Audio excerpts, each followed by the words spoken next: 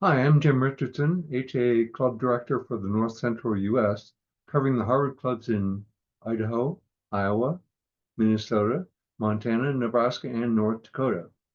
On February 24th, Professor Melanie Kamet, the Clarence Dillon Professor of International Affairs in the Department of Government and the Director of the Weatherhead Center for International Affairs, spoke to our clubs via Zoom as part of HA's Speakers Bureau program. Unfortunately, I didn't start recording your talk until just after it began. What you will see is what was recorded, including her opening remarks and the Q&A session. Enjoy. And so this is one axis of conflict, certainly one of the longer standing ones in the region, if not the longest standing in some ways. And I'm happy to talk more about this. Obviously we could spend years talking about this, and we are. I also want to add that you've probably been reading a lot in newspapers and hearing about things on campus at Harvard and other campuses around Israel, Palestine. And I will say that speaking from the perspective of the classroom, it's been great. So I personally feel that the media have distorted the nature of dialogue that's going on. And of course, it's not interesting to report on the dog that didn't bark, but we have had great conversations in classrooms, very respectful. I teach a class every other year called Power and Identity in the Middle East, which has a module on Israel, Palestine. I also had a guest speaker for part of that module, which was my colleague, Professor Derek Penslar in the History and Judaic Studies program. And so he's a great authority as well. And so we've had great conversations in classrooms, including among students with different perspectives on this question. But ostensibly, and this is a point I want to make about virtually every conflict I'm going to talk about extremely briefly this evening with you today. People present this as a conflict rooted in religion. And what I want to submit to you is that this conflict and every other conflict I'm going to talk about have extremely little to do with religion, even if they have the trappings of religion or ethnicity all over them. So that's what I want to get into, and I'll talk more about that and happy to talk about that with respect to specific conflicts in more detail. But that absolutely applies to Israel Palestine, which, although there are all kinds of religious trappings, as I said, really fundamentally boils down to conflicts over territory and that sort of thing. Likewise, we could say the same thing about another arena of conflict that has been dominating the news since 2003, since the US invasion of Iraq in 2003, which tipped off a lot of changes in the region that really led to heightened quote unquote sectarian violence in the Middle East. And this is not to say that there was no such thing as sectarian violence before 2003, but really it was very sporadic and few and far between. And what happened was when the US invaded Iraq and dismantled the Iraqi state, it set in motion a process whereby all kinds of alternative authorities and powers coalesced around organizations operating in the name of particular religious sects, in this case, Sunni Islam, the main branch of Islam, and Shia Islam, which is the minority sect of Islam. About 15% of Muslims worldwide are Shia. So that is another arena of conflict that has been playing out in rolling waves across the region, largely in the area of the Levant, Iraq, Syria, Lebanon, and so forth, but also echoes of it in Yemen and other places as well. And what we've seen is that there's a lot of focus on Sunni Shia conflict that, as you can see from this headline here, Islam is tearing itself apart, that's presented in the terms of religion, right? And this has only exacerbated with the rise of various manifestations of sectarian movements like ISIS, which I'm sure you're all familiar with. And let me emphasize that when I use the word sectarian, I'm really talking about the of politicized religion, not religion per se. So it's really when these religious differences, these sectarian differences, become politicized. So we have seen this playing out um, across the region, and ISIS is in many ways directly traced to the breakdown of the state in Iraq. You can literally see this in terms of the resources that ISIS controlled from Iraq. It took over parts of the state, and some of the disenfranchised Sunni Muslim senior leadership under Saddam Hussein, when the state was dismantled, moved over and joined forces with the Islamic State.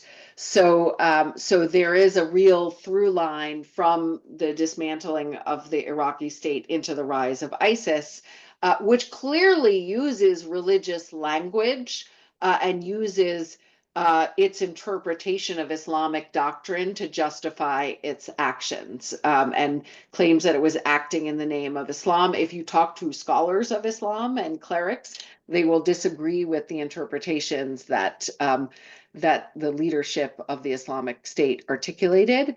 But nonetheless, the Islamic State was using religion to justify its behavior. Um, and of course, there's the Syrian war, which has taken a very interesting twist in recent months, as I'm sure you're well aware. But the war in Syria broke out in 2011 as part of the waves of Arab uprisings. And it very quickly took on a tinge of sectarianism. And so people started talking about this war, not so much scholars of Syria or of the region, but the media and public discourse, as if it was a sectarian conflict. It's those Sunnis and Shia fighting each other again. And as you may know, the Syrian regime under Bashar al-Assad and under his father, Hafiz al-Assad, was a minority regime controlled by a family, the Assad family, that was Alawi Muslim, which is kind of a sect of Islam that's related to Shia Islam. And the majority of the country is Sunni. And so this was how this conflict got depicted. And you can see that these maps get created showing you, well, this is the Sunni part of the country, this is Kurdish, this is Shia, et cetera, et cetera. Of course, this masks the reality in that people are much more integrated. You never have these clear-cut, large swaths of territory that are homogeneous. So these maps are kind of, caricatures in some ways. But as I said, this is how these conflicts got depicted in public discourse as religious conflict, as age-old religious conflict. Certainly in the headlines, if you actually listen to this debate on Fox News and you listen to the guest and stay tuned in, he's a little bit more nuanced in how he talks about it, but the headline is age-old religious conflict. So that's how it gets depicted over and over again. But in fact, that really doesn't help us to understand what is going on.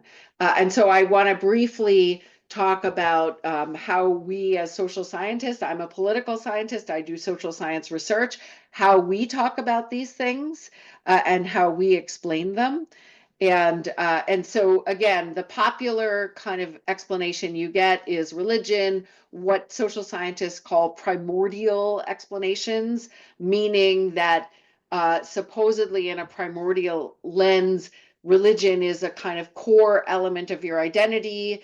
It moves you to behave, it shapes your preferences, your political preferences, everything, and drives conflict because people have competing worldviews. And so if you just boil it down to these age-old conflicts, you get a kind of primordial explanation.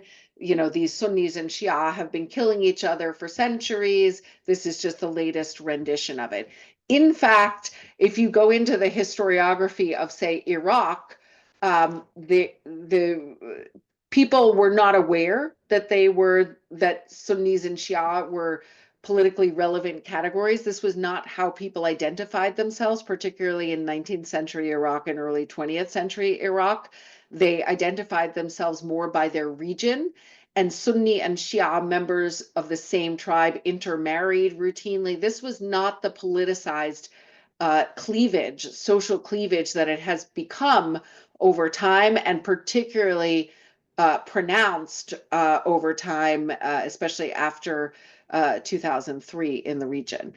So really, if you look at how Sunnis and Shia relate to each other over time, you'll see that this was not a politicized division. People were not killing each other in the name of sectarian conflict, and in fact were intermarrying and weren't even thinking of themselves as Sunni and Shia. And I could stand here and give you like 10 different examples from the research I've been doing over the last few decades in the Middle East to underscore this point, but I won't bore you with that. So instead, when we're trying to explain conflicts in over these ostensible identity-based categories, whether it's religion or ethnicity or whatever it might be, we turn to things like constructivism and instrumentalism. And without getting into too much detail here, basically the key insight of constructivism is that all of these categories are socially constructed at some point in time. There is a political or social process that leads to the creation of these categories, which sometimes are more fluid and sometimes become more rigid. And what makes these things happen? What do constructivists say cause the construction of these categories? Oftentimes it's things like state policies or colonial policies. There's countless examples of the British and the French going into places and issuing ID cards and having people put their religion on the ID card in a way they never did before, and structuring political representation along ethnic or religious lines. And what does that do when you structure political representation along ethnic or religious lines? It makes those categories politically salient. So that's the general story of constructivism. And there's lots of examples from the Ottoman Empire, from the British and the French in the Middle East and other parts of the world. And also post-colonial examples as well, with rulers manipulating these identities, which takes me to that second ism there, instrumentalism, which is really about how political elites or cultural leaders can instrumentalize these categories in order to further their own political interests. So we see this a lot in Lebanon right now, for example, and over the years, where political elites want to maintain these sectarian divisions because that consolidates and maintains their power. So they instrumentalize these divisions. Now, you may be wondering, okay, but why are elites able to do this? Clearly, there's some demand for this. These categories resonate to people. And yes, that's absolutely true. But if you look even at the course of the Syrian war from 2011 until 2024, you'll see that some of these categories were not super salient. They became salient over time as a result of the conflict. And so part of what this really boils down to is fear. So yes, people do identify by religious and ethnic categories, but oftentimes they're not politicized, right? We all have multiple identities. Religion might be one of them. That's not your sole identity. And so it usually in many parts of the world is not a politicized category. People don't feel threatened as members of groups. But if they have been targeted as a member of a group, then this kind of instrumental language to whip up fear really resonates. And we saw this in the case of the Syrian conflict. We see this in certainly Israel, Palestine, and elsewhere, where threats, real and perceived, make people more open to the appeals of political and cultural elites who claim to protect them and so forth. And this is a story we see playing out certainly in Lebanon, Syria, many parts of the Middle East and other parts of the world.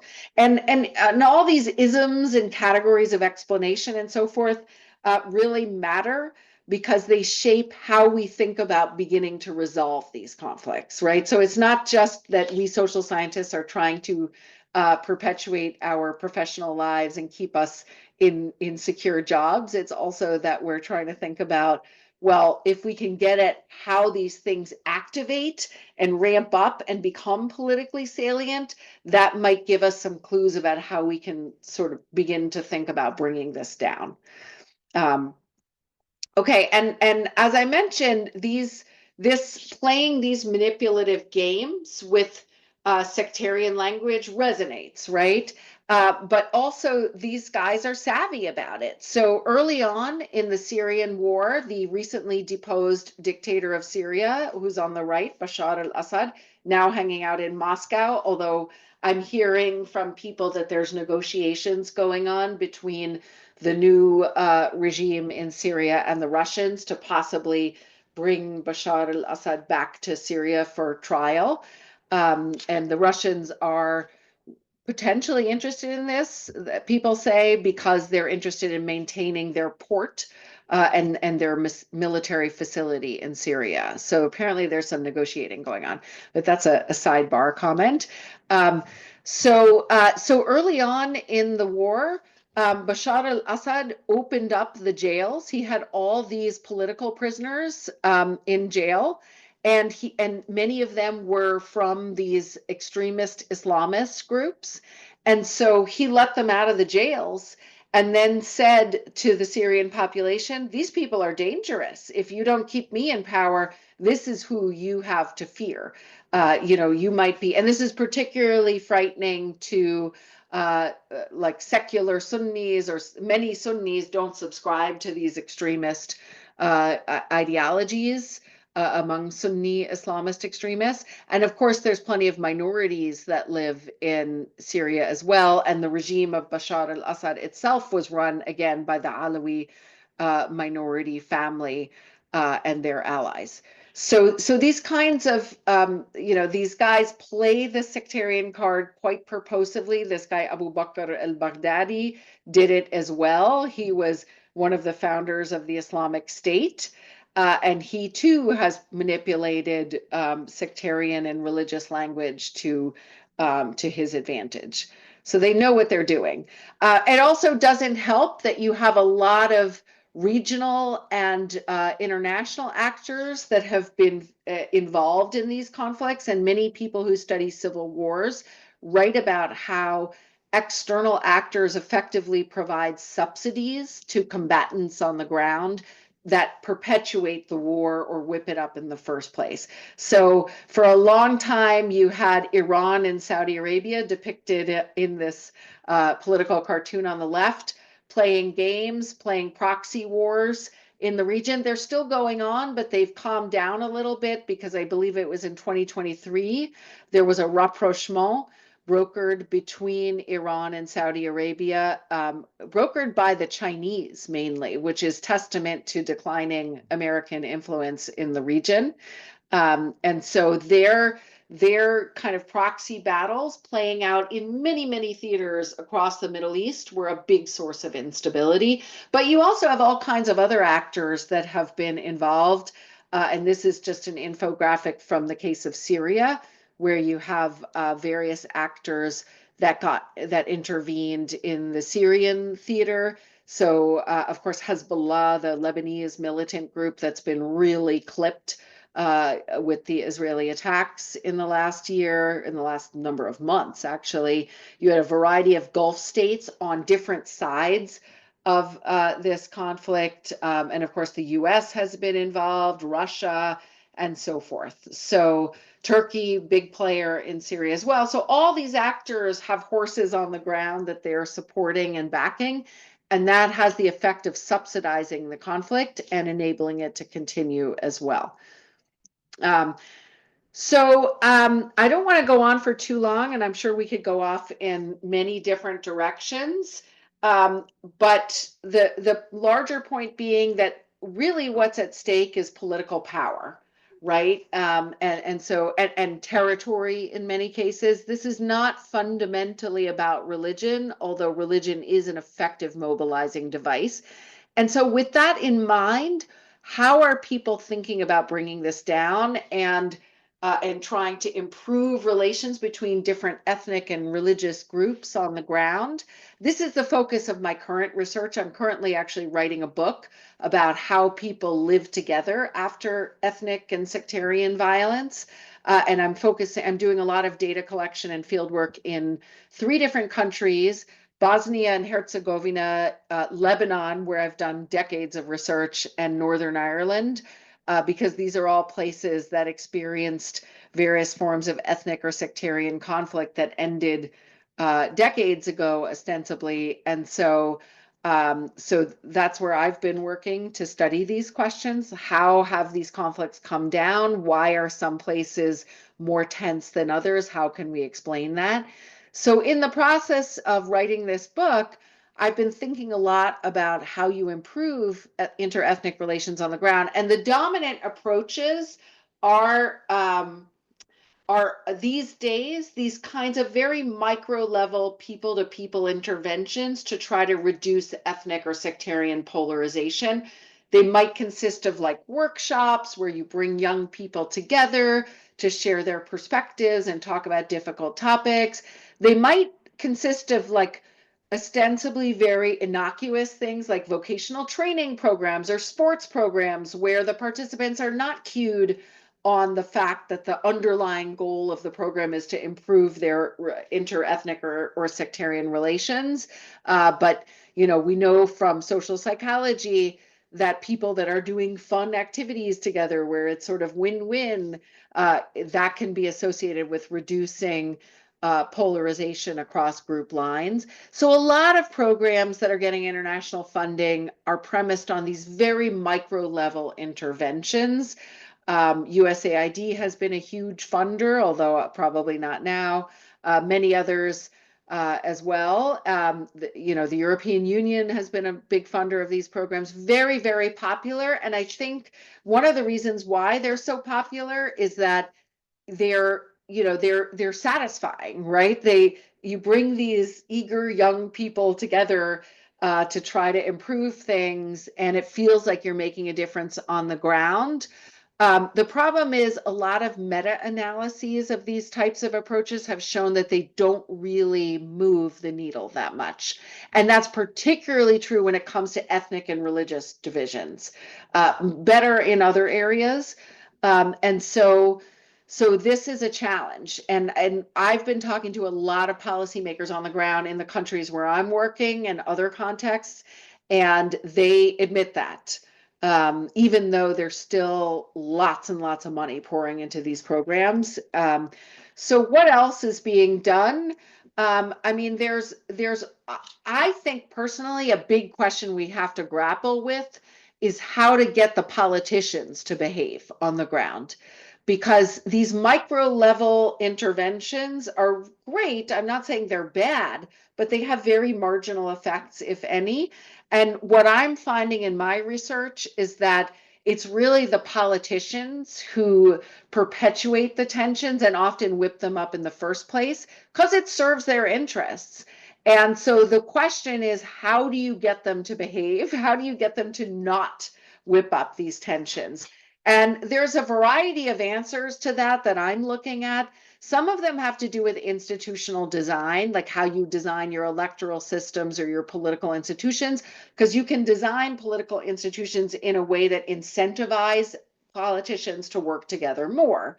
The problem is when they're benefiting so much from the status quo, they'll do everything in their power to block any kind of institutional change. So you get in a kind of catch-22. Another thing that I'm seeing playing out, particularly in Northern Ireland and Bosnia, is aid money for programs that make politicians cooperate. So you'll see, and I'm not trying to argue that this is like generating real deep bonds across ethnic divides, but it's a start. And so there are all these programs in Bosnia that some colleagues I know are working on that take, say, EU funding and disperse development funds to different municipalities, provided that the mayors cooperate with each other and promote these activities together and pledge not to indulge in hate speech, which is a widespread practice in the Balkans and in the Middle East and elsewhere.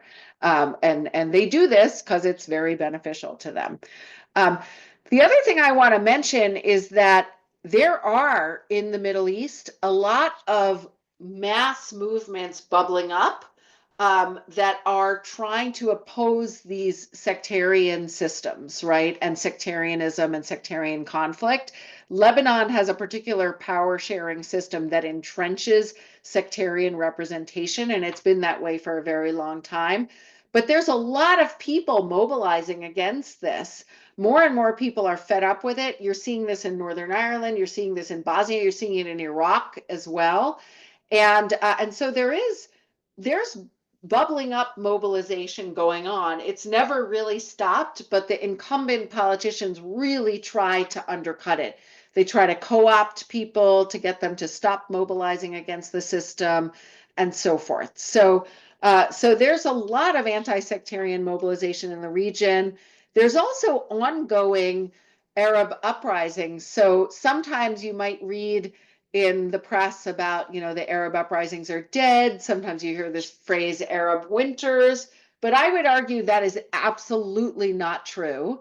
First of all, there was a second wave of them in the late 2010s, 2019, 2020.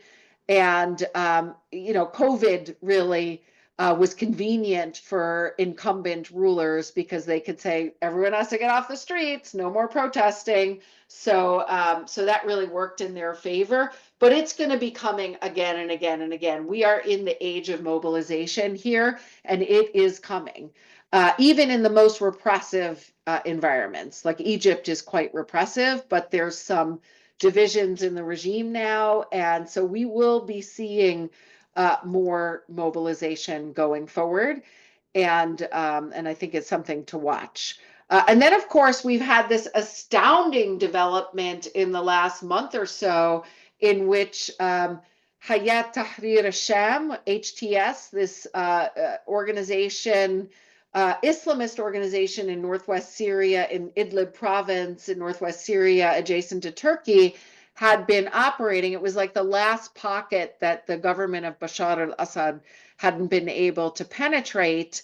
And so there's been very interesting regional dynamics. As I'm sure you know, the Israelis were engaged in a war with Hezbollah, and through a series of actions really undercut the power of Hezbollah, the Lebanese militant organization, which is also a major political actor in Lebanon.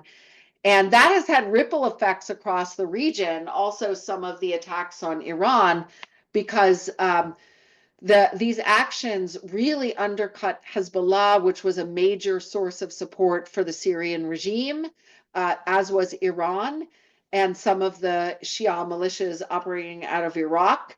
And as those militias were weakened as a result of ongoing dynamics stemming out of the Gaza war, this guy and his HTS group took the opportunity to come down from northwest Syria and marched across the country. And I'm embarrassed to say that, as late as like the day before everything fell, I said, I just don't see it happening, because I just assumed the Russians were going to come in again and bomb and save the Assad family.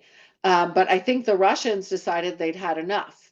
And so that helps to explain why this guy, whose nom de guerre was Abu Muhammad al-Julani, has now taken power. His real name is Ahmed Ashara, and he's been named president of Syria now since last month. And he is now becoming a politician, negotiating with all kinds of actors. And really, Syrians are just shocked and astounded, and many are overjoyed. Of course, the ones close to the regime are not so overjoyed. So it's a really exciting moment of change. But the point I want to convey is that this is really, even though there's so much religious rhetoric, so much religious symbology in every one of these conflicts and more that I haven't even touched on, really, if you look at what's going on, and I have only struck the tip of the iceberg, it's really about power, politics, territory, that sort of thing. And underlying it at the micro level is a sense of fear and threat that people experience for being members of groups. They worry that they're going to be targeted as members of those groups.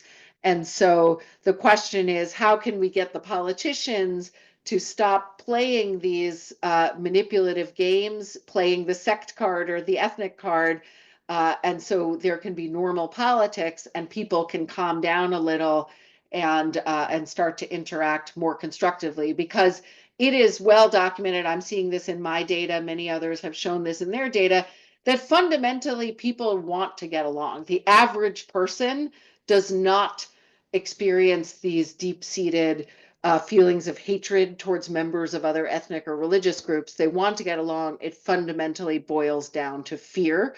And so creating more stability and having more constructive politics is going to create that. And I think we're in a moment where it is very difficult, but I'm hoping that we'll come out of it and have more opportunities to develop these countries in a more stable context. So I will stop there. There's a lot to talk about, and maybe you all have some questions. I'm happy to talk about whatever you'd like. Okay, folks, Tim here. As I said, if you, just raise your hand and I'll pick you out and ask you to unmute and ask your question. And I'm watching and I haven't seen anybody yet, so we'll see.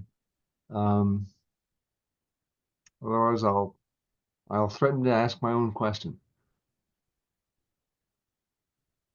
Okay, I'll ask my own question. Um, does prosperity have anything to do with people being able to get along better? And with economic, if somehow their economies were of these countries were to develop, do you think that might ease tension somewhat? Yeah, I mean, I think it's an excellent question, and it's kind of a chicken and egg question because conflict and instability undercuts economies. And so it's hard to bring about prosperity in the absence of that. But absolutely, I teach this class, which I taught last semester, called Peace Building After Ethnic Violence. And we deal with a number of case studies across the world and spend the second and third part of the class talking about how you address conflict. And one of the themes is economic development. Um, Unfortunately, just so this I'm going to answer this in two ways. So one is that perhaps less satisfying thing is to say that those places that have historically developed better economic ties across group lines tend to be more peaceful. So that's one answer to your question, and I'll just give you a concrete example. There are some scholars of India who have tried to explain why you see ethnic riots between Hindus and Muslims in some parts of India, but not in others. And one of the arguments that a colleague at Brown University has made, Ashutosh Varshney, is that it's those places where you had more integrated business ties that saw less violence because the business leaders didn't want the violence. It's bad for business. And importantly, those places tended to have complementary economic ties. So the Hindus and the Muslims were not working in the same sectors, right? They were working in complementary sectors. So they had complementary economic interests. And there's an economist at Stanford who's shown that there's historical reasons why some places developed these ties than others that I won't get into. But the point being that there's long-term historical reasons that explain why more peaceful places have been associated with more developed economic ties across group lines. And so what's unsatisfying about that is you can't just whip that up as a policy prescription. You can't just say, oh, the 16th century Muslim traders that settled in some parts of India but not in others helped to establish these businesses. We can't use that as a policy prescription to bring about prosperity. So there is, of course, a lot of discussion, especially in the Abraham Accords, around precisely this question.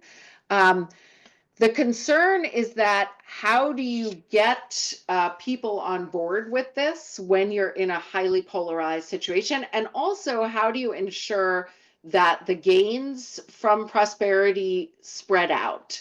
And so, one major feature of many economies across the Middle East is crony capitalism, right? So, you have these cronies that get disproportionate access to economic opportunities and profit tremendously, but the average person on the street sees nothing. And in fact, inequality has been rising and rising and rising, which is a major source of tension across the region and is not unrelated to these conflicts. And so what I get worried about is, sure, you can have the Emiratis come in and invest here, but if it's really just a bunch of elite investors that are benefiting from this, then it's going to be difficult to spread the prosperity. And I don't see how you can have a sustainable sort of plan for economic development without a parallel political plan to bring about peace and stability. Thank you. That's a lot to think about as well. I think the first person with his hand up is Ali Pasha. So Ali, if you want to unmute and or you're already unmuted, lower your hand and ask your question.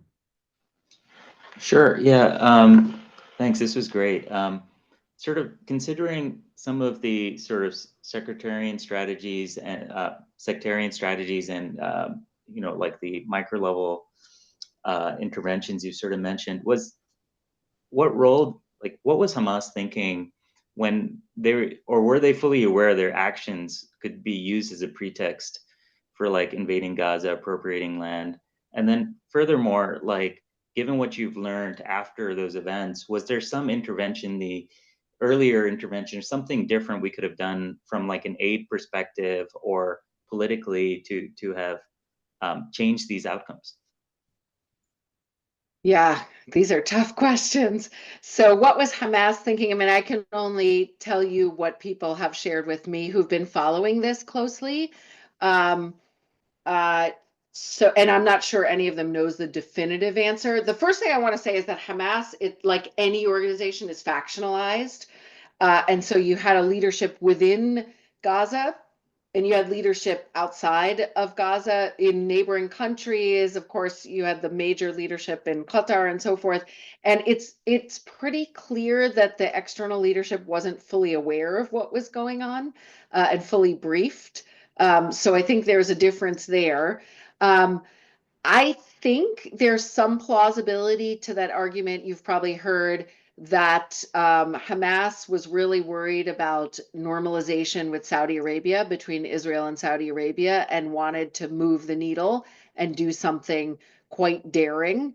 And so that was, I think, part of what they were thinking. It is not at all clear that they had planned everything they did and the mass violence. That I don't know was totally played out. And there's evidence that some people who were not Hamas ran across, because they bulldozed through all these, gates and separation barriers. So it's not entirely clear that everything, all this horrific, horrible violence that played out was entirely part of the plan. And I do know, like, for example, there's a Haaretz, the Israeli newspaper Haaretz. Their Gaza desk head has been in residence at MIT this year, and I've talked to him.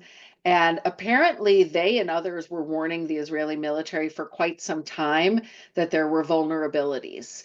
And some of it was vulnerabilities because Israeli soldiers were posting all kinds of social media while they were on duty on the border with Gaza, and that was giving intelligence to Hamas that they were using to their advantage. So I think they were probably worried that Palestine was getting brushed under the rug and did this insane move. And so I think that's what was going on.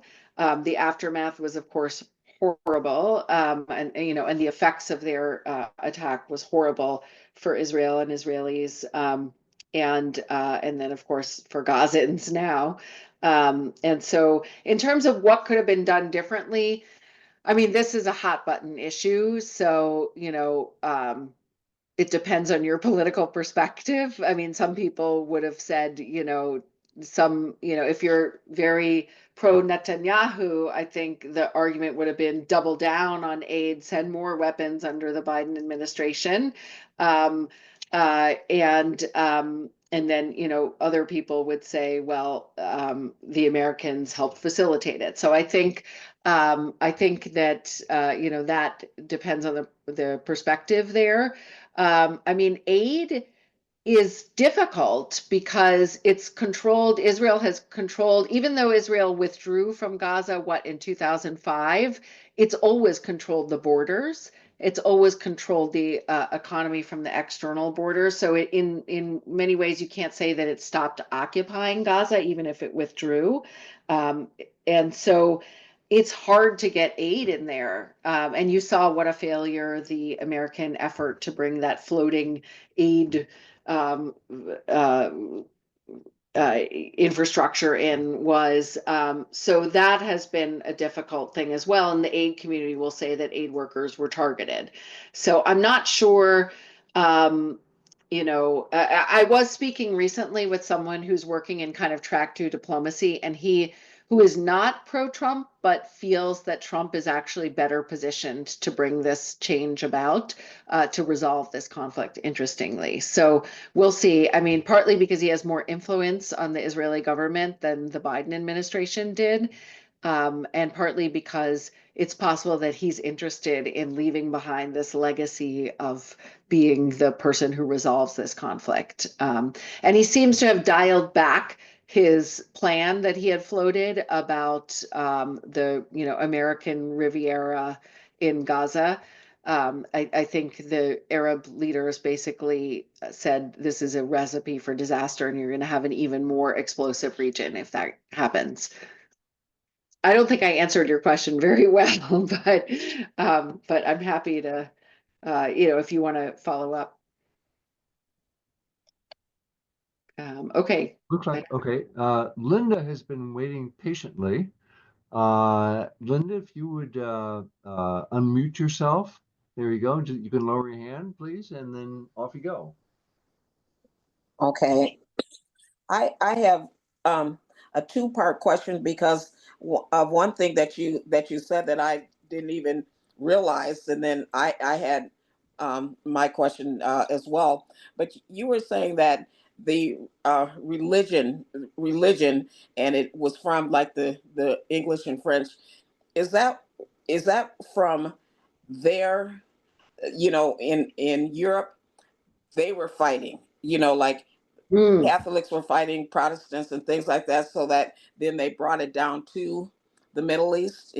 Would that be what you would say, or not? Oh, let me elaborate. But this is a great question. And I love, in my peace building after ethnic violence, I actually use the example of Northern Europe, where Catholics and Protestants were killing each other en masse in like the 14th, 15th century, as a good example of how you can have very bloody violence that now is completely a non-issue. Mhm. But uh, more what I meant is that so let me just back up very briefly to the Ottoman Empire. So the Ottoman Empire controlled much of what is today's Middle East.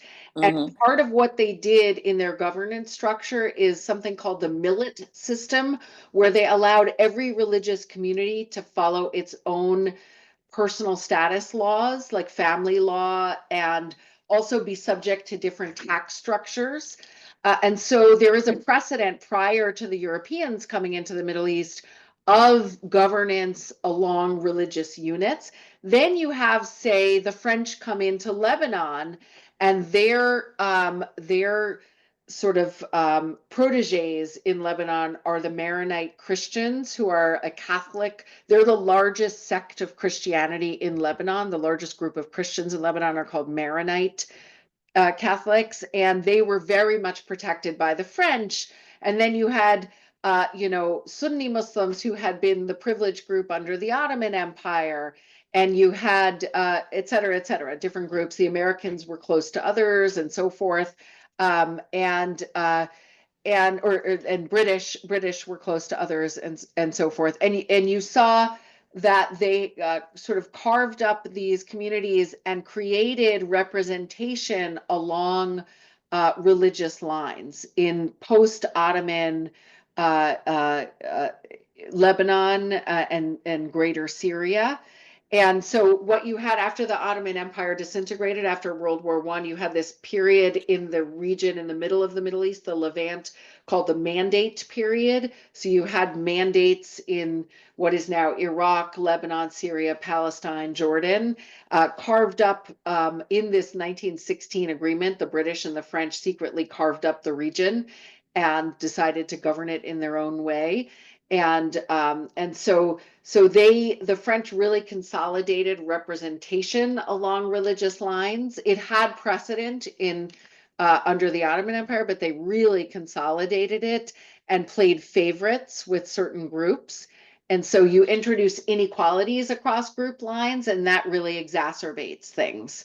And so there's many examples of how European powers privileged a certain group, and that created these inequalities across group lines that helped to fuel tensions. So that's just one set of examples. Okay. But yeah. And my other question is about the Palestine and Israeli thing. I think what I hear, and that's like podcasts and things like that, that the students can't protest anymore. So I was thinking maybe the alumni can protest, and that was to me maybe to say you the colleges don't invest in munitions companies, because you're having the students come to your school, and then you're bombing their families and things like that, and it's the school, and so you don't have to invest in the companies, because the America, the say the Americas, they're gonna give them the money anyway, so why don't invest, say have the endowments not invest in the munitions companies, and that's the alumni's protest, because the students can't protest anymore. Mm-hmm. Yeah. I mean, that was, I think some of the students were requesting that. And I don't believe the administration was entertaining that, but certainly alumni. I mean, as far as I know, the alumni community of Harvard is quite split on this issue, and this has played out on campus as well, because we've had alums getting involved in the campus politics. Uh, Yes. yeah, so it's been really tough, I would say. Yeah, so I mean, certainly alumni groups can mobilize around this, and there will be students that will be receptive to that. There are students on campus that are from the other perspective that are, so it is, I mean, I don't want to say there isn't any polarization on campus, there absolutely is, but I also think there's a lot more constructive conversation going on. Right. The other thing I want to make in line with the other comment I want to make in line with my religious comment about, religion does not explain the conflict in the Middle East, or conflicts in the Middle East, is Uh-huh. that actually within communities on the Harvard campus, you don't have uniform perspectives on Israel Palestine within the Jewish community or within the Muslim community, et cetera, et cetera. So it isn't like there are these, and I'm sure you know this already, so I'm not telling you anything you didn't know, but there's a lot of divisions within these communities as well. And in fact, one of my thesis advisees, who is a Jewish student, I'm in fact advising two theses by Jewish students at Harvard, is writing precisely about this. She's writing about Generation Z, Jewish community in America, and the diversity of opinions vis-a-vis Israel, and what explains why you see these diverse opinions. My other student, who's writing an excellent thesis as well, is writing about peace building organizations in Israel and how they fared after October 7th. And she's quite attached to Israel and does a lot of work in the peace building community. And so she's writing this interesting thesis about that. But the students say, when you talk to these students, you can actually have really productive conversations from many different perspectives. But these larger issues, I think this has been really difficult to get consensus on because they've become very, politically sensitive. Well, I'm from Princeton, so I'm glad that you're telling me something about Harvard too. So because that was what I was thinking, because maybe the students can't protest. Yeah. Yeah. No, there's definitely, I don't think it's shocking to say there's been a clampdown on protests in universities, but also in the current political environment. I think there's a lot of concerns as well. Yes. Okay. Thank you. I think Yeah. we have time for one more question, possibly two. Angela Preston, you're next. Unmute and go ahead. Hi, Melanie. Thank you so much for talking about this issue. I am actually going to piggyback on what we were just talking about, of how there were all these protests. And when you look at the figures, we're coming on about 50,000 lives lost in the Gaza and Israel. And of course, the major bulk of that, over 48,000 is Gazians. And you, of course, had this huge protest on college campuses as people saw human rights issues and rightfully protested about them. And what Linda kept saying is, they've clamped down or they can't do that anymore.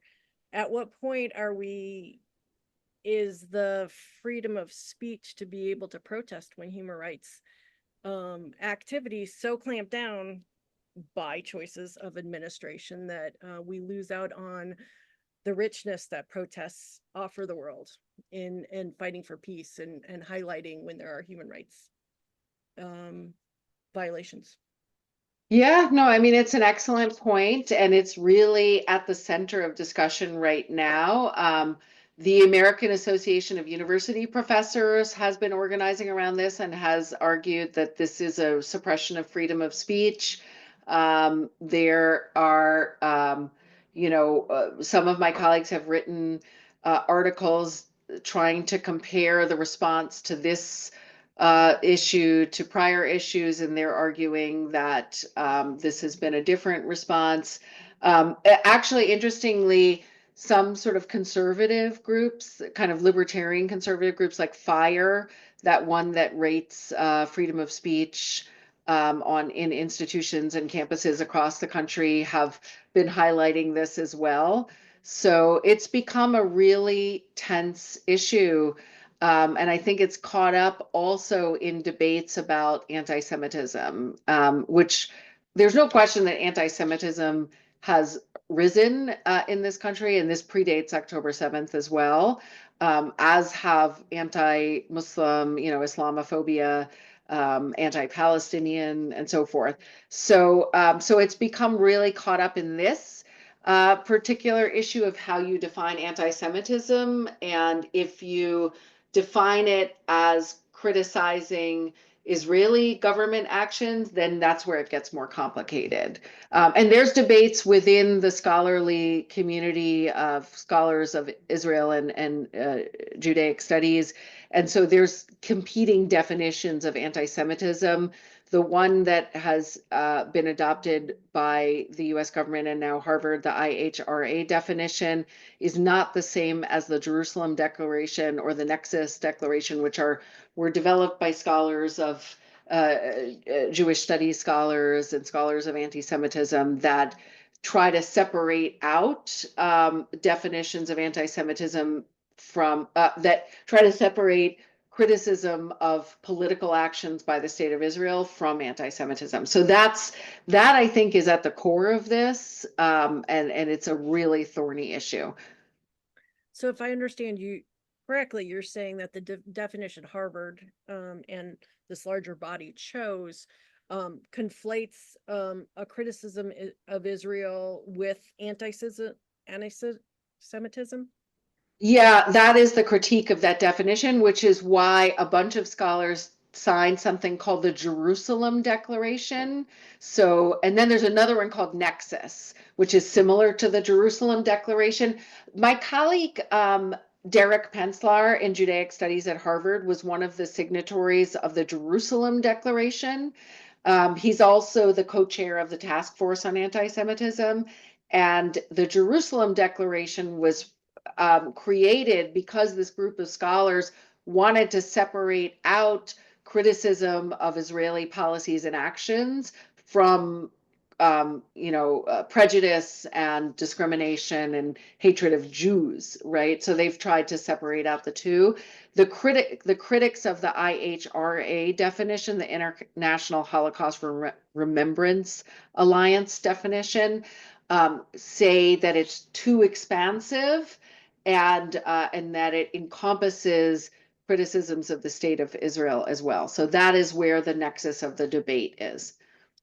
Because what I found about the protests as I followed them on Harvard campus is, as you were saying about your students, is that, you know, when you started getting to it, you realize that this isn't one side against another. You have very different variations among the different groups of where it stands, and teasing that out through protests and other things helped understand the conflict in a much more granular level. Instead of us versus them, it kind of helped see the different variations of it. So Yeah. thank you for explaining that. I really appreciate it. Yeah, and I mean, I went down and visited these protests, and I had a couple of students who had come to Harvard as students from the Arab world. They'd never lived in the United States before, so they were coming from countries like Egypt or other countries, and they went and attended this. And there was this lovely moment in April when it was also Passover, and so some of the Jewish students in the encampment were holding seders. And so some of these kids, like from Egypt and other places, were going to their first seders ever. So there's this like multicultural moment in these protests that didn't make the news, but was present as well. So it was complicated. I mean, I also think, frankly, some of the early statements by the Palestine Solidarity Committee students, this is my personal opinion, were not good. I mean, I think, but I don't think they express themselves very well. And I also know for a fact that many of them regret some of the word choices as well. So, yeah. Well, Professor Kamet, you've been very generous with your time, answering our questions, making a presentation. I thank you for, on behalf of all us for your time, and have yourself a good evening. Great. Well, thank you all so much and hope to see you on the Harvard campus. And thanks to Lilia for this really interesting comment about the Russian oligarchs. Really interesting. Yeah. Okay, great. Thank you all. Have a nice evening. Bye-bye. Bye.